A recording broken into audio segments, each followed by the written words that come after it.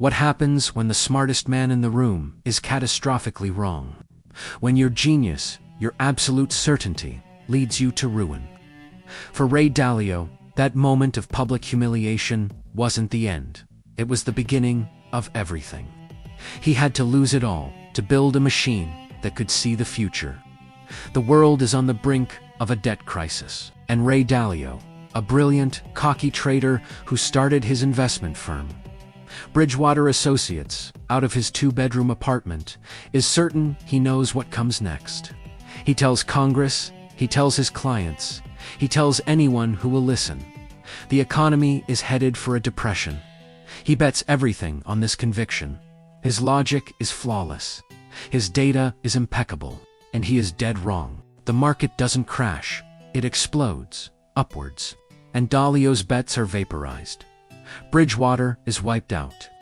The failure is so total, so absolute, he can no longer afford to pay his employees. He has to fire people he considered family. The pain, he would later say, was excruciating, like a punch to the gut.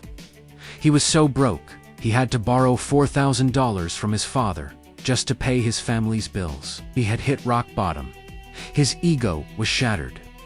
In that abyss of failure, something profound happened. Dalio realized his biggest enemy wasn't the market. It was himself. It was the arrogance of believing he could possibly know the future. He asked himself the most important question of his life. How do I know I am right? This question changed everything. It forced him to shift from trying to be right to creating a system that could find out what is true. He began writing down his decision-making rules. Every mistake, every lesson learned was documented. He called them his principles. These weren't just feel-good mantras. They were code, a repeatable, testable system for making high-stakes decisions under pressure. At his rebuilt Bridgewater, he enshrined this process. He created an idea meritocracy, a place where the best idea wins, no matter who it comes from. Radical transparency became law. Every meeting was recorded. Every criticism was aired openly. It was brutal, but it was designed to kill the very ego that had almost destroyed him. With this new foundation, Dalio tackled the central problem of investing. Uncertainty. How do you build a portfolio that can survive the unpredictable? He realized most investors bet on sunny weather. They load up on stocks, which do great when the economy is growing. But what happens when the rain of a recession hits? Or the snowstorm of inflation? They get wiped out. Dalio's revolutionary idea was this: don't try to predict the weather. Build a vehicle that can survive any storm. He called it the all-weather portfolio. The genius wasn't in how he balanced the money, but in how he balanced the risk. He engineered a collection of assets that would behave differently in every possible economic season. When one part was getting drenched, another would be thriving. It was a machine designed not for maximum speed, but for maximum survival.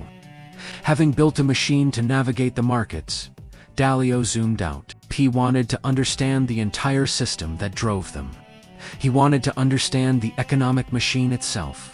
And what he found was a stunningly simple, timeless story. A story that has repeated for hundreds of years. Productivity, he saw, is what makes us wealthier over the long run. But it's debt that creates the wild swings. We borrow to spend more than we earn. We feel richer. This creates booms. But eventually, the bill comes due. This creates busts. That's it. A simple machine, driven by human nature.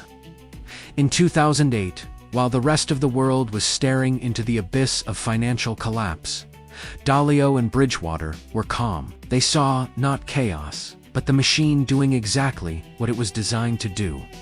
It was the end of a massive debt cycle, a painful but predictable deleveraging. Because they understood the machine, they didn't just survive, they thrived, posting gains while other funds were wiped off the map. His principles, his system, had been proven on the world's biggest stage. In recent years, Ray Dalio has zoomed out one last time. From markets, to economies, to the rise and fall of entire nations.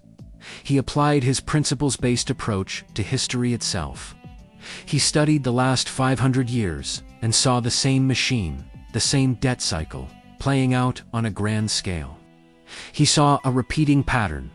A dominant power rises, fueled by education, innovation, and a strong currency. But over time, it accumulates too much debt. The gap between rich and poor grows too wide, and a new challenger emerges.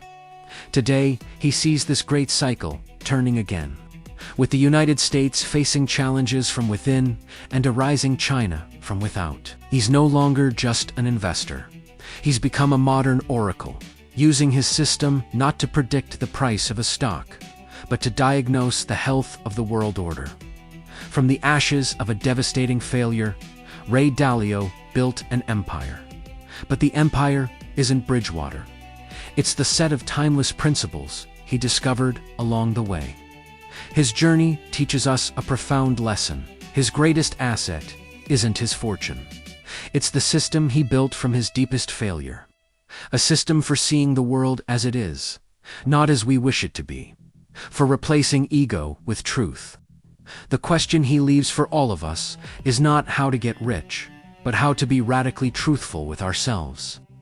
In the comments below, share the one principle you live your life by. What rule, born from success or failure, guides your decisions? Let's discuss. And if you believe ideas can change the world, subscribe for more stories like this.